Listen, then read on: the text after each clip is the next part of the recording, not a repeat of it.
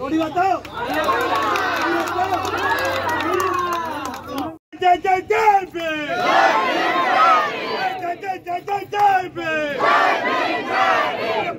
police मुर्दाबाद, Fatehgarh police down down, Khandapada SDP down down, SC ST विरोधी Khandapada police down down,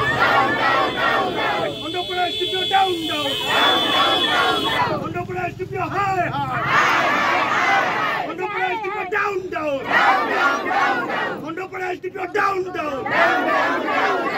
Nayagarh जिला रे अनुसूचित जाति मानक जातिगत निर्यातना हो बढ़ी चलती एवं निर्दिष्ट भाव फतेहगढ़ थाना कईतपोखरी ग्राम अनुसूचित जाति वर्गर राजकिशोर मल्लिक को मारात्मक आक्रमण होती स्त्री प्रति दुष्कर्म उद्यम होती से गोटे घटना रे ए पर्यंत फतेहगढ़ पुलिस अभियुक्त मान गिरफ्त करा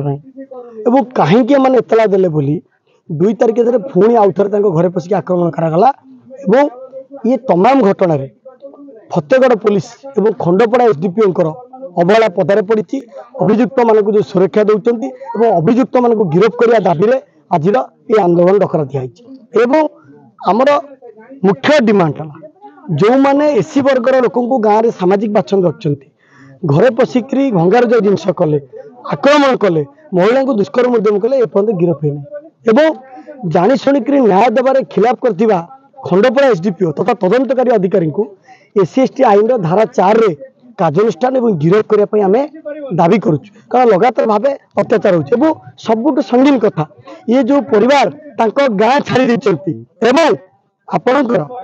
मानवाधिकार कमिशन राज्य मानवाधिकार कमिशन निर्देश देले जे एमनको सुरक्षा दियो गाँ को नियो से आईन को फिंगी दि जाऊँ किछि दिन तले से खंडपड़ा जड़े कंटिन्यू बेलेबल वारंट जारी किंतु नयागढ़ पुलिस सबू दली मकची पूरा नियम कानून आईन को दली मकचिकी एससी एसटी अत्याचार करुच्ची महिला अत्याचार होती महिला दुष्कर्म उद्यमकारी को गिरफ्त करने दाबी आम ये मेमोरांडम देकी जीवा चक्कर ना आज्ञा आलोचना करूँ जे आमको जब गिरफ्त करेंगे आम ये बसी रही शांतिपूर्ण भाव आपण मैंने देखुवे आम आपण मानक हाथ जोड़ी जोर स्तर निवेदन करुँ आपण मैंने गणतंत्र चतुर्थ स्तंभ ये महिला प्रति जो दुष्कर्म उद्यम होती स्वामी की जो भाव आक्रमण होती आम